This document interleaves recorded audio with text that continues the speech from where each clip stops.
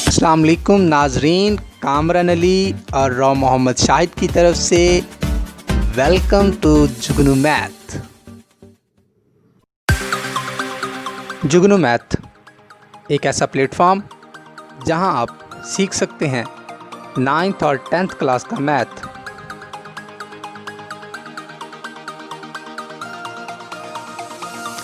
इल्म की इस शम्मा को रोशन करने में हमारा साथ दीजिए।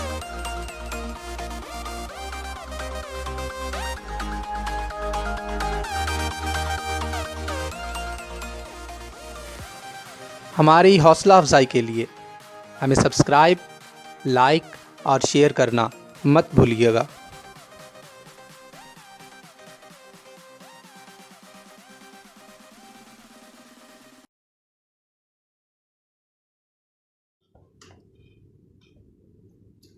बिस्मिल्लाहिर्रहमानिर्रहीम। अस्सलाम वालेकुम डियर स्टूडेंट्स, मैं Rao Shahid, 9th class, chapter number 2, name है real and complex number, Jugnu math की तरफ से आज आपसे लेक्चर नंबर 20 डिस्कस करने जा रहा हूं। डियर स्टूडेंट्स, चैप्टर नंबर 2 का लेक्चर नंबर 18 और 19 में हमने कॉम्प्लेक्स नंबर, इमेजिन नंबर की डेफिनेशन बड़ी डिटेल से हमने डिस्कस की। उसकी नोटेशन क्या है कॉम्प्लेक्स नंबर की, इमेजिनरी कॉम्प्लेक्स नंबर में फ़र्क, कॉम्प्लेक्स नंबर और इमेजिन नंबर में क्या फ़र्क है, वो बड़ा डिटेल से हमने डिस्कस किया। आज हम उन दोनों लेक्चर का छोटा सा रिकैप लेने के बाद फिर हम नए टॉपिक की तरफ चलेंगे। पहली बात, एक बात ये बतानी थी जो पिछले 2 लेक्चर्स में नहीं बताई, कि आपके पास जो इमेजिन नंबर की नोटेशन थी आई से हमने शो की थी, और ये किसने सबसे पहला कौन सा मैथमेटिशियन था स्टूडेंट्स? स्विस मैथमेटिशियन था, जिसने, क्या नाम था उसका स्टूडेंट? Leonard Euler. ये स्टूडेंट मैथमेटिशियन था जिसने फर्स्ट ऑफ ऑल यानी सबसे पहले ये लेटर यूज किया इमेजिन नंबरों के लिए। अब इमेजिन नंबरों का लेटर तो आपको बता दिया किस मैथमेटिशियन ने यूज किया, तो थोड़ा सा रिकैप किए देते हैं। हमने तो वहां पढ़ा था लेक्चर 18 में कि आपके पास ऐसा कोई रियल नंबर हमारे पास एग्जिस्ट ही नहीं करता था जिसका स्केयर लें और नेगेटिव नंबर आ जाए।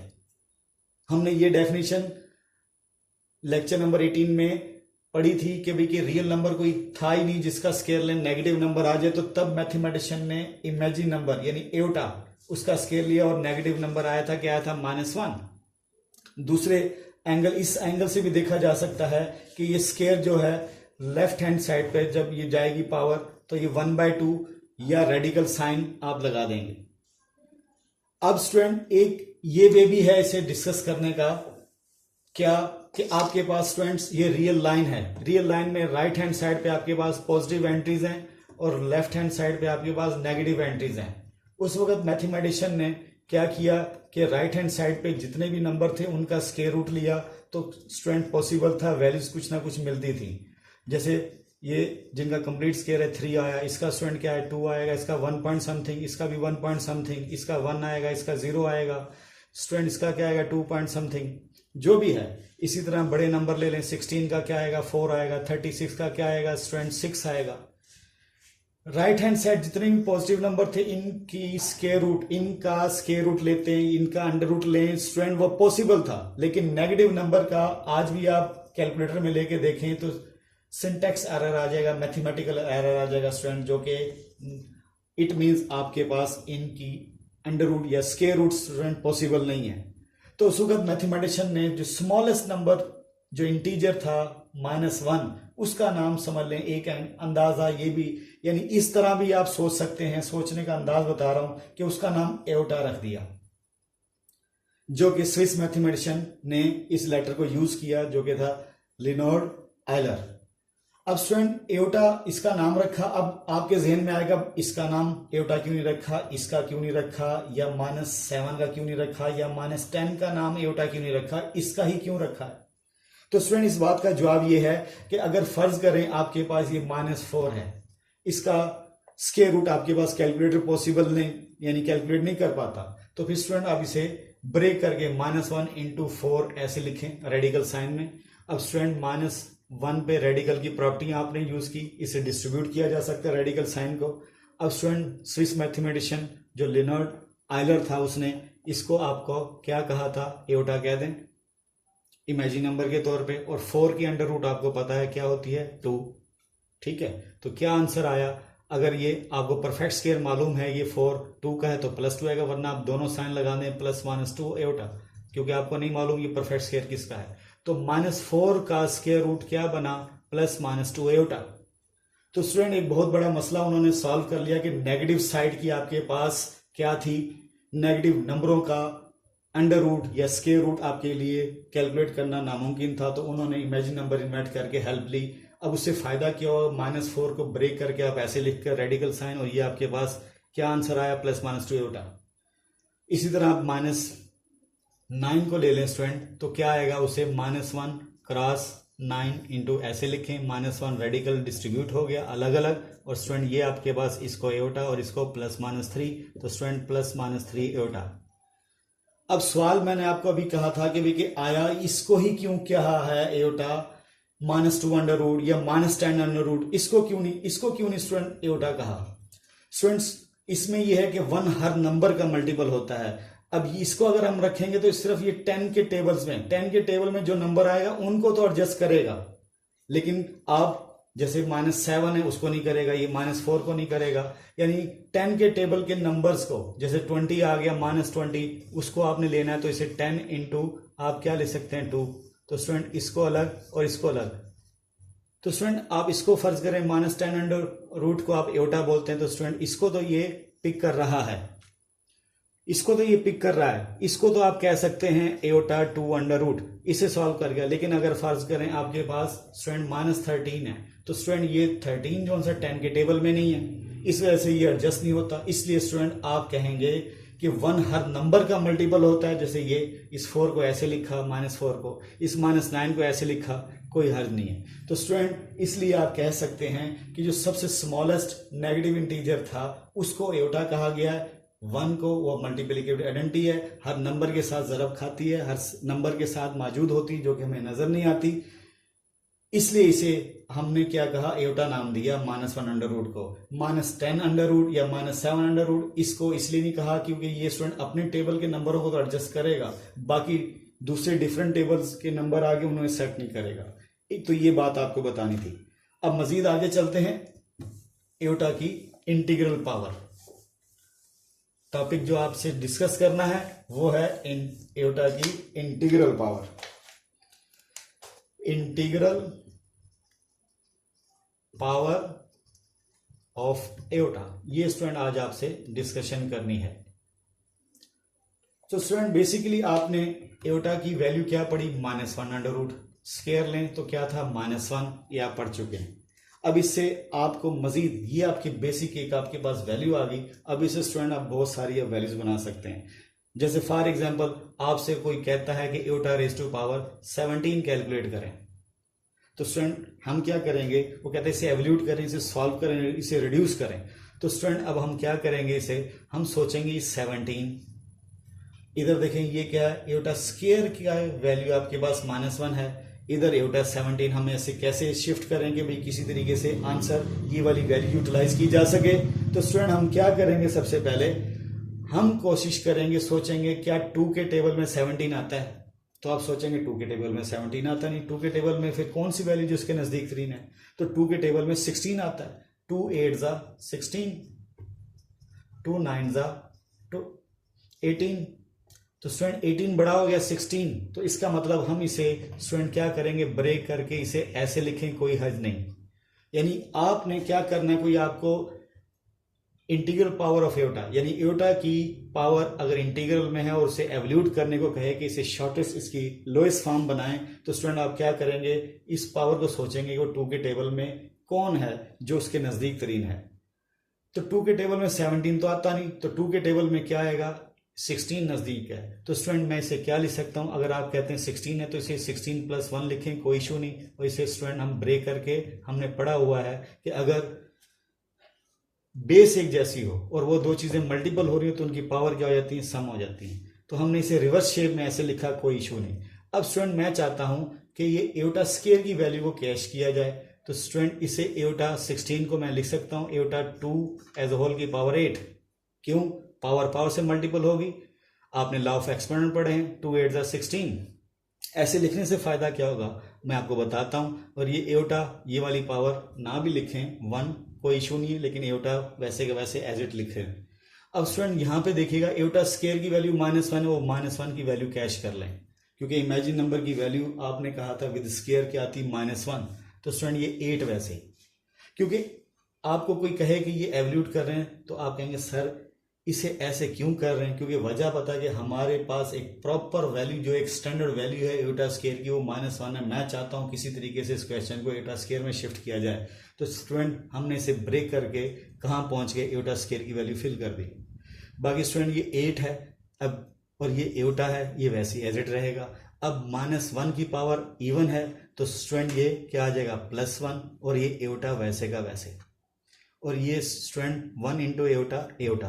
तो एयोटा 17 को स्टूडेंट आप रिप्लेस कर सकते हैं एयोटा की पावर 1 से। तो स्टूडेंट को आपको कैसे एवल्यूट करें, इसकी शॉर्टेस्ट फॉर्म जाके रिड्यूस होके एयोटा ये आई। इसी तरह एक और करते हैं ताकि आपको प्रैक्टिस से एक और हो जाए, ताकि आइडिया हो।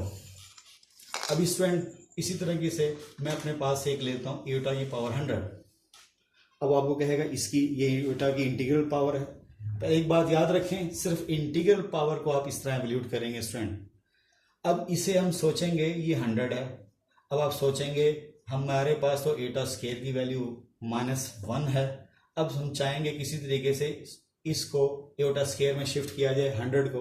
अब आप सोचें 2 के टेबल में 100 आता है, तो आप बोले यस आता है, 250 100। तो स्टूडेंट मैं क्या करूंगा, एयोटा स्केयर ऐसे लिखें, और स्टूडेंट इसकी एज अ होल की पावर 50 लिखें, क्योंकि पावर से मल्टीपल होगी तो क्या हो जाएगा 100 हो जाएगा। अब एयोटा स्केयर की वैल्यू हमारे पास है जो कि स्टैंडर्ड वैल्यू है, वो -1 लिखी, और ये 50 स्टूडेंट, तो ये क्या हो जाएगा -1 की पावर स्टूडेंट क्या है इवन, तो ये क्या आएगा एज ए +1, और +1 के साथ प्लस ना भी लगाएं 1 के साथ स्टूडेंट कोई इशू नहीं है। इवन पावर में हमें पता है कि माइनस रिमूव हो जाता है और ऑड पावर में माइनस बाहर आएगा। वो कैसे, वो इधर देख लें, जैसे -1 माइनस की पावर -1 की पावर 4 है, तो student -1 into -1 into -1 into minus, तो -1 यानी इसका मतलब इसे 4 टाइम -1 को लिखा, तो student minus plus plus minus minus और माइनस प्लस। देखें इवन पावर है तो आंसर एंड में क्या आएगा +1। और अगर स्टूडेंट ऑड पावर होगी, जैसे ये -1 की पावर 3 है, तो -1 इंटू -1 इंटू -1, तो student minus plus plus minus, तो ओवरऑल स्टूडेंट -1 आंसर आएगा। तो शॉर्टली आप याद रख लेंगे कि अगर ऑड पावर है तो वो क्या आएगा -1, अगर वो इवन पावर है तो वो क्या आएगा स्टूडेंट +1। तो स्टूडेंट इससे आप क्वेश्चन मज़ीद भी अपने पास से यानी क्वेश्चन बना सकते हैं और कर सकते हैं। इसी तरह एक क्वेश्चन 1-2 और आपको प्रैक्टिस करा देते हैं इंटीग्रल पावर ऑफ एयोटा को। आपको कहेंगे क्वेश्चन क्या क्वेश्चन देंगे वो आपको लिखे देता हूँ, गौर से सुनिएगा और देखिएगा। क्या आपको कहेगा एवल्यूट, जैसे वो 2 मैंने कहे, इसी तरह मज़ीद आपसे इस तरह क्वेश्चन किए जा सकते हैं। Evaluate minus iota raise to power 27, जैसे ये आपके पास एक क्वेश्चन है। अब आपके दिमाग में क्वेश्चन आएगा कि भाई 27 किस किस की पावर है स्टूडेंट, तो ये एयोटा की भी है और ये -1 की भी है। तो स्टूडेंट मैं क्या किए देता हूँ, इसको -1 इंटू एयोटा लिखें। इस माइनस एयोटा का कोई इशू नहीं है, ताकि आपको पता चले -1 पे अलग 27 आ गई, एयोटा की पावर 27 अलग आ गई। अब स्टूडेंट ये ऑड पावर है तो आपको शॉर्टली बताया था कि वो नेगेटिव देगा। अब इस पे आ जाए। अब हमारे पास स्टैंडर्ड वैल्यू एयोटा स्केयर की वैल्यू -1, तो स्टूडेंट मैं अब क्या करूँगा, इस 27 को सोचूंगा क्या वो 2 के पावर टेबल में है। तो स्टूडेंट 2 का टेबल अगर आप रीड करें तो 2 10 20, इस तरह चलते जाएं। 2 13 मैं डायरेक्ट चलता हूँ 26 पर, 2 14 क्या होगा 28। तो स्टूडेंट 26 लिख लें, 28 ज़्यादा हो जाता है, तो मैं क्या करूँगा, अब यहाँ पर इसको किसी तरीके से ब्रेक करके 26 + 1 ऐसे लिखें, कोई इशू नहीं है, क्योंकि 2 के टेबल में 26 तो आता है लेकिन 27 नहीं आता। अब इस एयोटा को ब्रेक करके ऐसे स्टूडेंट ये 26 अलग और ये 1 पावर अलग, एओर्टा के सर, क्योंकि बेस एक जैसी पावर ऐड हो जाएंगी। हमने ये इसलिए ब्रेक किया ताकि हम एओर्टा स्केयर को अप्रोच कर सके। अब स्टूडेंट हम क्या करेंगे, एओर्टा 26 को क्या लिखा जा सकता है, स्केयर 2 के टेबल में हमने कहाँ तक पढ़ा था 13, तो 2 स्टूडेंट इधर और 13 ऊपर, पावर से मल्टीपल, लॉ ऑफ एक्सपोनेंट आपको मालूम है, लिखे जा सकते हैं। अब एओर्टा स्केयर की वैल्यू स्टूडेंट हमारे पास है, क्या लिख सकता हूँ, -1, ये वाली वैल्यू। यानी जो भी कोई question integral power of aorta में आएगा, आप उसे किसी तरीके से उसे रिड्यूस करेंगे, किसमें, एओर्टा स्केयर में। अब देखें यहाँ 27 थी, ये 27 थी, 27 को मैंने आस्ता ऐसा देखे कहाँ ले आया, स्केयर में। और जो स्टूडेंट अलग से चल रहा है वो अलग से चलता रहेगा, और ये 13 पावर सर पे है तो 13 पावर सर पे रहेगी। अब थोड़ा गौर से देखिएगा, ये -1 वैसे ही ये वाला, उसके बाद स्टूडेंट ये देखें -1 की पावर ये आड है तो ये क्या हो जाएगा, -1 देगा। कहा था आपको आड पावर है तो नेगेटिव निकलेगा, अगर इवन पावर है तो प्लस आएगा। और ये स्टूडेंट लास्ट में एओर्टा वैसे ही। अब माइनस माइनस क्या होते हैं, प्लस, तो +1 इंटू एओर्टा, यानी इसको इससे मल्टीपल की तो क्या आया, +1, और 1 into iota as a iota. तो स्टूडेंट आप कहेंगे minus iota raise to power 27 को एवल्यूट किया, या उसकी जगह हम क्या लिख सकते हैं, एओर्टा सिंपल, यानी ये आंसर आ रहा है। तो स्टूडेंट आज का लेक्चर आपने समझा, आज हमने क्या सीखा, किसी एओर्टा की इंटीग्रल पावर हो तो उसे हम रिड्यूस करना कैसे सीखेंगे, ये आपने आज देखा कि उसे शिफ्ट कैसे करना है।